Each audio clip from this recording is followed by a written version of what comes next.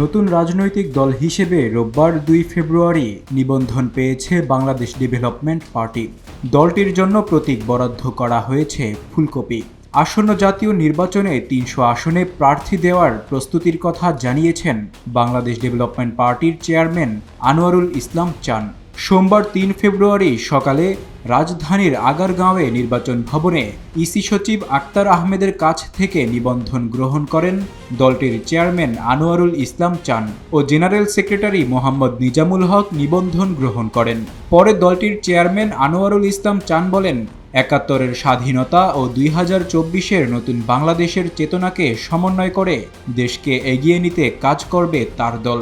Bangladesh development party সংস্কার নির্বাচন দুটোই চায় জানিয়ে দলের চেয়ারম্যান বাস্তবসম্মত সংস্কারের উপর জোর দেন। তবে মূল সংস্কারগুলো নির্বাচিত সরকার করবে বলেও মত দেন তিনি জানান, ৩০০ আসনে প্রার্থী দেওয়ার প্রস্তুতি নিচ্ছেন তারা। তবে প্রয়োজনে কোনো রাজনৈতিক দলের সঙ্গে জোটেও যেতে পারে Bangladesh development party. Desk report, public post, Dhaka.